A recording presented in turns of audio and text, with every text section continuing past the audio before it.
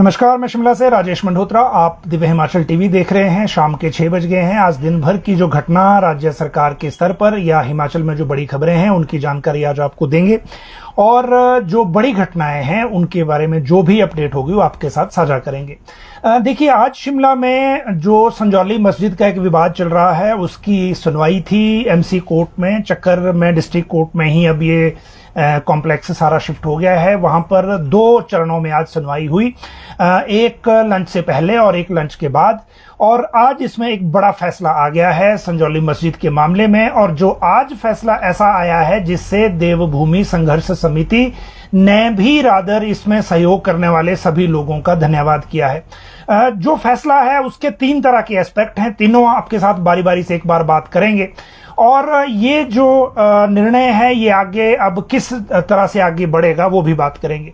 साथ में एक बात करेंगे कि जो डेट ऑफ अपॉइंटमेंट से सीनियरिटी का मामला चल रहा है उसको लेकर जो फर्दर प्रोग्रेस है वो कैसी है। और एजुकेशन में जो आज ऑर्डर हुए हैं डेट ऑफ अपॉइंटमेंट से रेगुलराइजेशन के, उसमें जो फाइनेंशियल बेनिफिट हैं वो क्यों नोशनल ऐड किए गए हैं। ये दोनों चीजों में आपको डिफरेंस बताने की जरूरत है।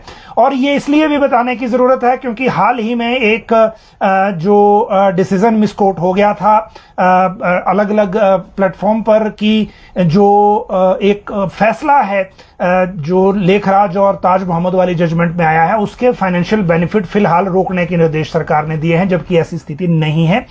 तो ये जो आज का ऑर्डर है इसकी बात करेंगे। छुट्टियों में कटौती होने जा रही है और ये मेडिकल फैकल्टी है, मेडिकल कॉलेज के टीचर्स हैं। पूरी बात क्या है, एक बैठक में जो इनको प्रस्ताव दिया गया है वो प्रस्ताव क्या है और इनकी तरफ से क्या कहना है वो भी बात करेंगे। एक और एफआईआर मस्जिद के विवाद में देवभूमि संघर्ष समिति और भाजपा नेताओं पर हुई है, ये मामला कौन सा है वो भी बताएंगे आपको। मुख्यमंत्री दिल्ली के दौरे से और हरियाणा में चुनाव प्रचार करने के बाद आज शिमला लौट आए हैं। कल संडे का दिन है और परसों से हम ये उम्मीद कर रहे हैं कि जो राज्य सचिवालय में अपने कार्यालय में जाने के बाद जो रूटीन की प्रक्रिया शुरू होगी, लेकिन कैबिनेट की बैठक कब होगी ये जरूर आज बात करेंगे। राज्य चयन आयोग में अब नए चेयरमैन का चार्ज दे दिया है। चेयरमैन का चार्ज किसी और अधिकारी को, वो कौन है, किस तरह से काम आगे देखेंगे वो बात करेंगे। डिप्टी सीएम को एक चिट्ठी लिखी गई है वो बात करेंगे। खाते में आज 2000 रुपए डले हैं, वो किसके में डले हैं वो भी एक इंपॉर्टेंट अपडेट है। और न्यूनतम वेतन बढ़ने की आश्वासन किस जगह मिला है हिमाचल में। पुलिस ड्राइवर के लिए जो अभी जो भर्ती निकली है कांस्टेबल की, उसमें ड्राइवर वाले पद होल्ड हो गए थे, लेकिन वो कब होंगे वो आज आपको बताएंगे। हॉर्टिकल्चर डेवलपमेंट प्रोजेक्ट खत्म होने जा रहा है लेकिन उसके स्टाफ का क्या होगा। एचआरटीसी बीओडी कब तय हुई है। शिमला फ्लाइंग फेस्टिवल कब से शुरू हो रहा है। और जेपी नड्डा के हिमाचल दौरे के कारण जो एक तरह से हलचल मची हुई है, चाहे वो बीजेपी में हो चाहे कांग्रेस में हो। आज जो सुखविंदर सिंह सुक्खू हैं उनके 2 मंत्रियों ने पलटवार किया है जेपी नड्डा की स्टेटमेंट पर। और ये जो पलटवार है ये इसमें क्या कहा गया है वो भी आपको बताएंगे। हालांकि जेपी नड्डा आज जो अपने बिलासपुर जिला से आज वो सिरमौर चले गए हैं। जो प्रदेश अध्यक्ष हैं डॉक्टर राजीव बिंदल उनके जिला के दौरे पर आज हैं। वहां पर कई उद्घाटन शिलान्यास हुए हैं पार्टी कार्यालयों के, खासकर क्योंकि ये राष्ट्रीय अध्यक्ष हैं उस नाते ये कार्यक्रम रखा गया था। लेकिन इसके बाद आगे इस पूरे मामले में क्या चल रहा है वो आपको जानकारी आज इस बुलेटिन के जरिए देंगे। देखिए, कल हमने आपको बात बताई थी कि एक एमएलए को कोर्ट से झटका मिला है और उसकी जो जजमेंट है वो हमारे सामने आ गई है। जो जज है अजय मोहन गोयल, उनके कोर्ट का ये डिसीजन है। और इसमें ये कहा गया है कि जो counsel of the petitioner and taking into consideration the contents of annexure page 2 and page 3 as also the fact that the stay of the petitioner at the present station is only 1 year and 4 months। ये ऊना के district attorney हैं जिनको 1 साल 4 महीने की सेवा के बाद एक एमएलए के हस्तक्षेप के बाद वहां से बदल दिया गया था। चिंतपूर्णी के जो एमएलए हैं सुदर्शन बबलू, उनका नाम इसमें आ रहा है। और ये एक वजह उनका कोई अपना केस है, उसके बाद ये सारी चीजें इनिशिएट हुई थी। और कोर्ट ने ये कहा कि जो रामपुर डिवीजन में ये मतलब रामपुर में तैनात थे, शिमला डिवीजन किन्नौर डिवीजन में, और the operation of the notification dated 1/10/2024 जिसमें इनकी ट्रांसफर की गई थी ऊना से, इज हेयर बाई स्टेड, उस पर स्टे कर दिया गया है। Respondents are directed to maintain status quo ante as it exist before issuance of the notification. 1/10/2024 से पहले वाली जो स्थिति होगी वो बहाल रहेगी, मतलब इनकी ट्रांसफर उन्ना से नहीं होगी। Petitioner shall be allowed to continue to serve as district attorney Una, Himachal प्रदेश। और जो ये डिसीजन अब कोर्ट का है, तो मतलब ये कल जो बात हुई थी वो वही बात है जो हमने कल आपको बताई थी कि डिस्ट्रिक्ट अटॉर्नी उन्ना का ट्रांसफर नहीं होगा। कोर्ट ने उनका जो ट्रांसफर ऑर्डर था उस पर स्टे कर दिया है और इनको वहां से जो अपना काम है वहां वो करते रहेंगे। देखिए, नड्डा हमें कल बिलासपुर आए थे, वहां उन्होंने कई आरोप लगाए थे। एक बात तो ये कही कि अगर भारत सरकार मदद ना करे तो प्रदेश की सरकार एक दिन नहीं चल सकती, क्योंकि रेवेन्यू डेफिसिट ग्रांट हम देते हैं तो आप सैलरी देते हैं, हम टैक्सेस में शेयर देते हैं तो आप पेंशन देते हैं। इस तरह की बात जेपी नड्डा ने वहां कही थी। और इस सब के बाद आज जो सुखविंदर सिंह सुक्खू के दो मंत्री हैं, हर्षवर्धन सिंह चौहान और विक्रमादित्य सिंह, इन्होंने जवाब दिया है। और साथ में जो उप मुख्य सचेतक हैं केवल सिंह पठानिया, उन्होंने भी जवाब दिया है। पहली बात यह कि हर्षवर्धन और विक्रमादित्य सिंह ने कहा है कि बड़ा आरोप लगाया है कि बीजेपी जो है वो पैसे रोक रही है केंद्र में हिमाचल को मिलने से, क्योंकि जो ऑपरेशन लोटस सफल हो नहीं पाया, अब सरकार को डिस्टेबलाइज करने का और कोई तरीका है नहीं, तो अब पैसे रोके जा रहे हैं ताकि फाइनेंशियल इमरजेंसी की तरफ को प्रदेश को धकेला जा सके। दोनों मंत्रियों ने कहा कि पोस्ट डिजास्टर नीड असेसमेंट जो आपदा में नुकसान हुआ था उसके तहत करीब 10,000 करोड़ क्लेम किए हैं हिमाचल ने, उसका एक पैसा अभी तक नहीं दिया गया। और बाकी जो चीजें हैं, क्योंकि हिमाचल सरकार ने खुद 4500 करोड़ का पैकेज लोगों को दिया था, उस पैकेज की भरपाई भी नहीं की गई है। ये दोनों बातें कही। केवल सिंह पठानिया ने कहा कि राज्यों को वित्तीय मदद देने के नाम पे जो जेपी नड्डा कह रहे हैं वो उसमें कुछ नया नहीं है, क्योंकि जो संघीय ढांचा है उसमें वित्तीय मदद का बंटवारा केंद्र सरकार की जिम्मेदारी है और ये हिमाचल पर कोई मेहरबानी नहीं है। इस तरह की बात केवल सिंह पठानिया ने कही है। हालांकि जेपी नड्डा ने आज बिलासपुर से सिरमौर चले गए, क्योंकि वहां कार्यक्रम रखे हुए थे। डॉक्टर राजीव बिंदल ने, उनका जिला है इसलिए वहां कार्यक्रम भी थे, और उसमें जो इनके कुछ कार्यालय तैयार हो गए हैं उनके उद्घाटन शिलान्यास के प्रोग्राम भी साथ में थे। लेकिन आज भी जेपी नड्डा ने राज्य सरकार की वर्किंग और उसको लेकर कई तरह की बातें कही हैं, और भाजपा के अन्य नेताओं ने भी, जिसमें जयराम ठाकुर भी शामिल हैं, और हमीरपुर के गलोड़ में आज अनुराग ठाकुर ने भी इसी तरह की बात की है। तो ये जो बहस है आपस में वो एज इट इज इस तरह से अभी चल रही है। जहां तक शिमला फ्लाइंग फेस्टिवल की बात है, पिछले साल भी ये फ्लाइंग फेस्टिवल हुआ था और इस साल भी ये फेस्टिवल हो रहा है। इसका इस बार नाम दिया गया है Shimla flying festival and hospitality expo 2024, और 16 से 19 अक्टूबर के बीच में ये होगा। द ग्रेट खली भी आएंगे। इसमें द ग्लाइड इन जुनगा में ये आयोजित किया जाएगा। पर्यटन विभाग, जिला प्रशासन, एमएसएमई मंत्रालय और सोलन के संयुक्त प्रयासों से ये हो रहा है। इसमें जो फर्स्ट प्राइज है वो 2,25,000 है, सेकंड प्राइज 1,25,000 है, जो थर्ड प्राइज है 75,000 रुपए इसमें दिया जाएगा। और बाकी जो चीजें हैं वो आप विस्तार से दिव्य हिमाचल में कल के अखबार में देख सकते हैं और उसमें आपको और जानकारी इसके बारे में मिल जाएगी। जहां तक बात एचआरटीसी की बीओडी की है, तो 12 अक्टूबर को एचआरटीसी की बीओडी शिमला में प्रस्तावित है। इसमें जो 50 साल का जश्न है वो भी इसका एक पार्ट होगा और बहुत सारे फैसले इसमें लिए जाएंगे। इस बार सैलरी पेंशन के लिए 55 करोड़ राज्य सरकार ने दे दिए थे। आगे का क्या डिसीजन इसमें और होते हैं वो इसमें पता चलेगा, और कुछ बड़े बदलावों पर निर्णय हो सकते हैं, क्योंकि 50 साल की जो वर्किंग है उस वर्किंग से रिलेटेड ये क्योंकि बीओडी होने जा रही है, तो इसमें कुछ लोक लुभावन फैसले, जिनको आप कह सकते हैं, इस तरह का कदम उठाए जा सकते हैं। जहां तक बात है एचडीपी प्रोजेक्ट की, बागवानी विकास परियोजना की मियाद खत्म हो गई है।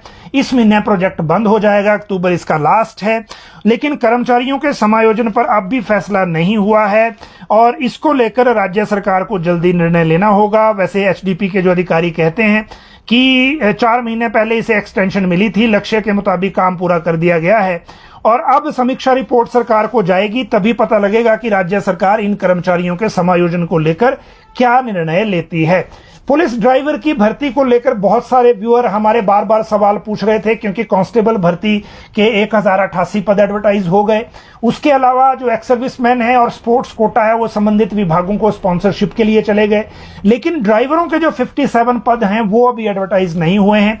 आज ये पता चला है कि इनको थोड़ा होल्ड किया गया है, क्योंकि ड्राइवर के जो आरएनपी रूल है उनमें सरकार बदलाव करना चाहती है, और ये जब बदलाव हो जाएगा उसके बाद लोक सेवा आयोग 57 जो पद हैं ड्राइवरों के, इनको अलग से या फिर जो बाकी जिसने भी इसकी भर्ती करनी है, वैसे लोक सेवा आयोग ही करेगा क्योंकि पुलिस भर्ती भी वही कर रहे हैं, तो उसके बाद पता लगेगा कि ये किस तरह से आगे इसमें बढ़ते हैं।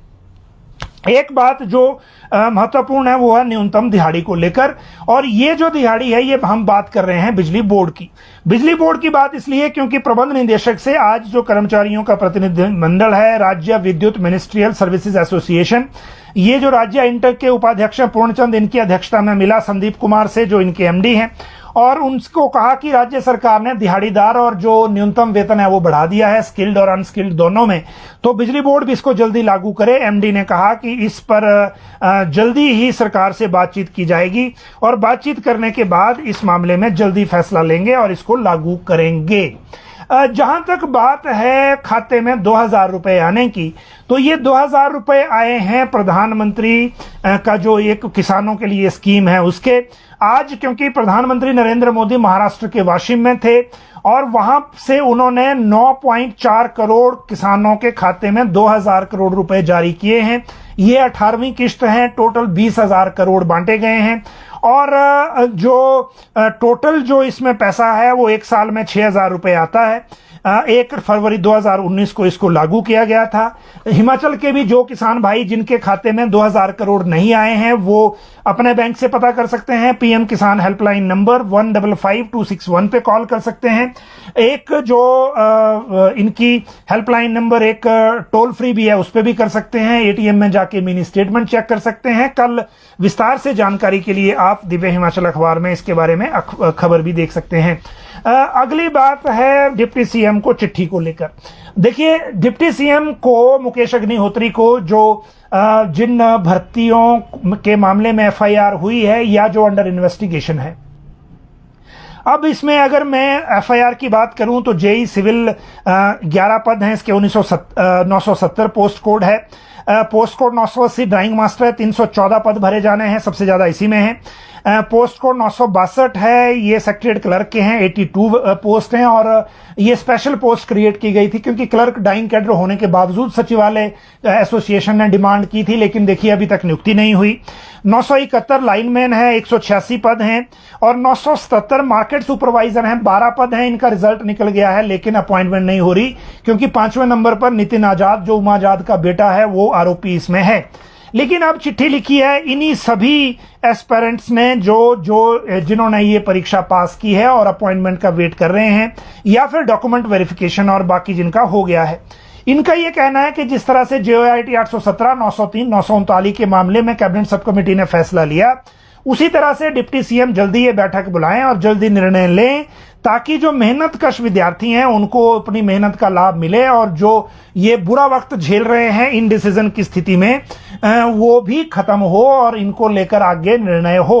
हालांकि जो 903 और 939 का मामला है वो हम आगे अलग से आपको अभी बताएंगे जब आरसीए का इससे अगला मैटर साथ में आएगा।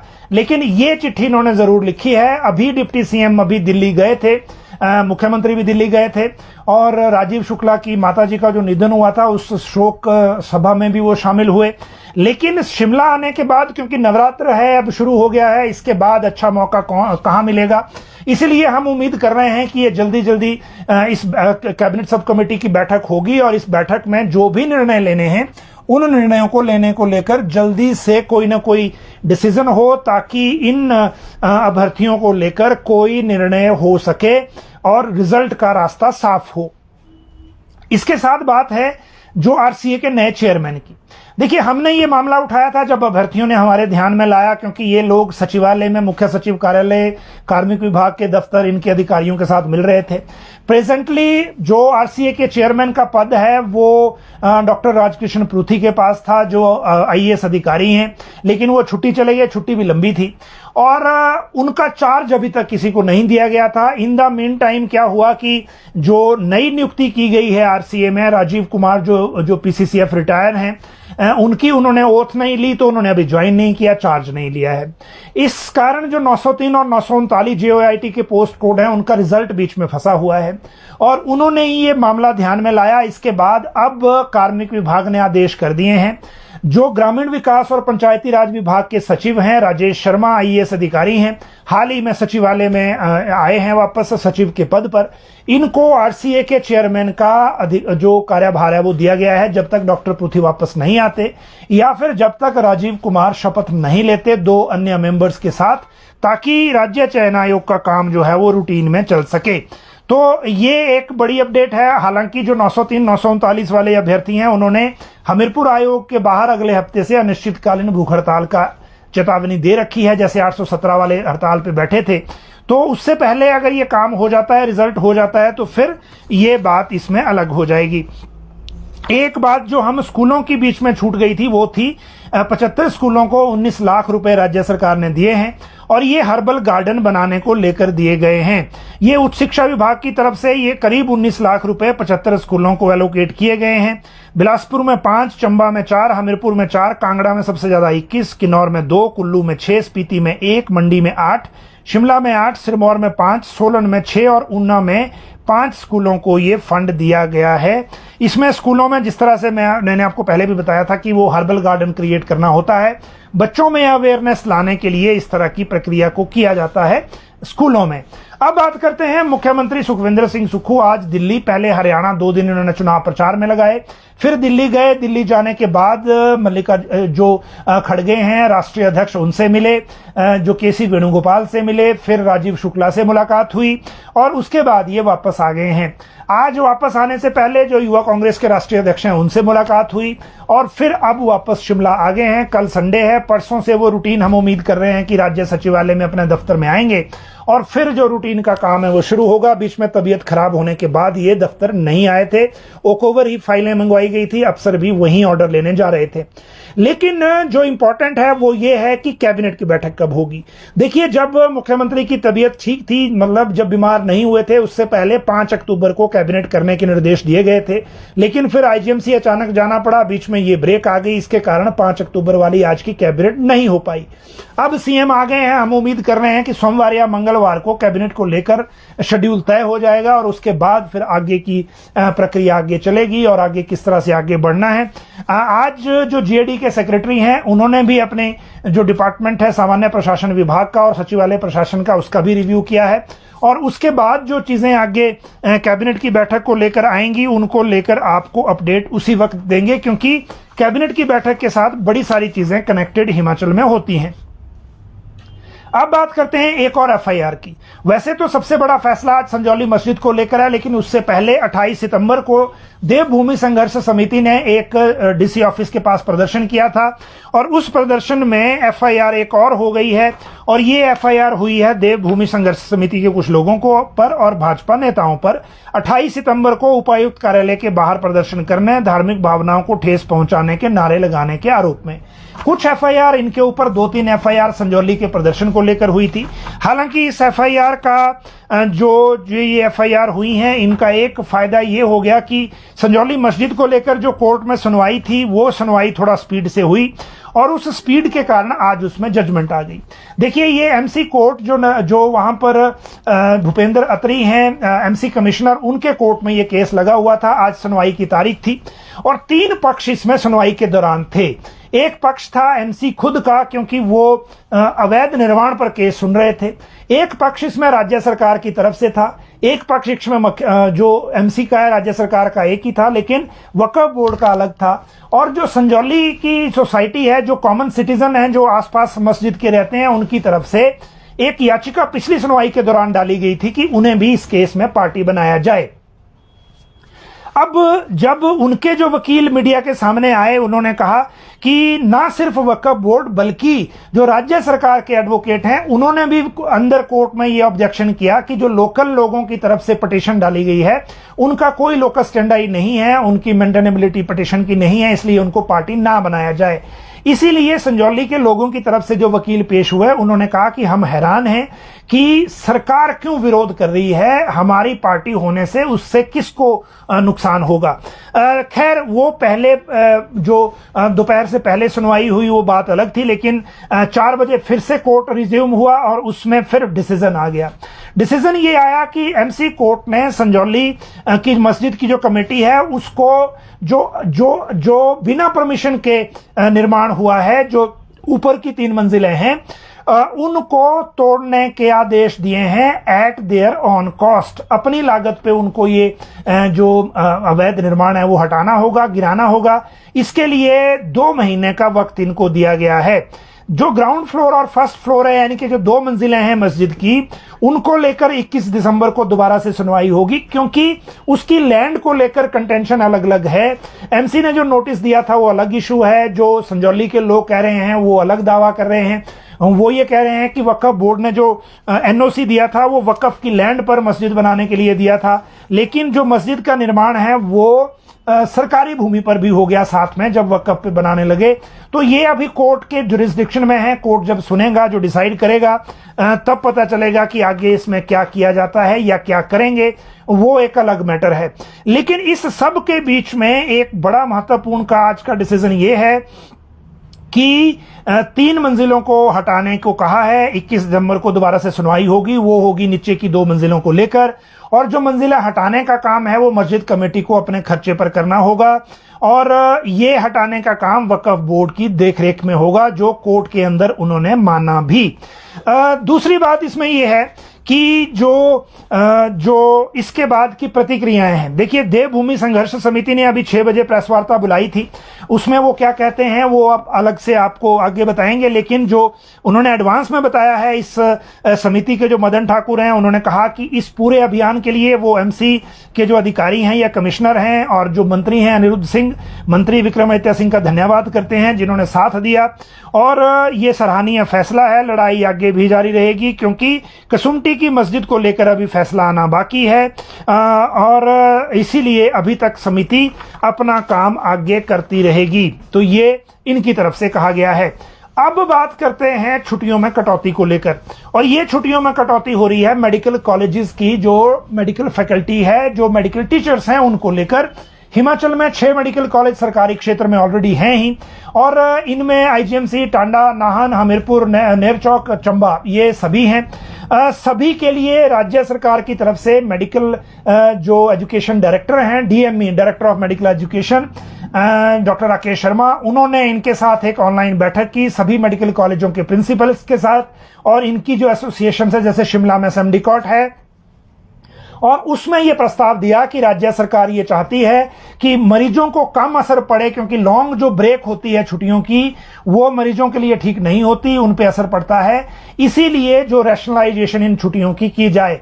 अब मेडिकल टीचर्स को यह लग रहा है कि इस रैशनलाइजेशन के नाम पर ये छुट्टियां और कम हो जाएंगी, इसीलिए जो शिमला में SMDCOT के चेयरमैन हैं डॉक्टर बलबीर वर्मा और जो general secretary doctor Piyush Kapila, इन्होंने आईजीएमसी की प्रिंसिपल को पत्र लिखा है, और आईजीएमसी में कल इन्होंने सांकेतिक एक प्रदर्शन भी कर दिया था।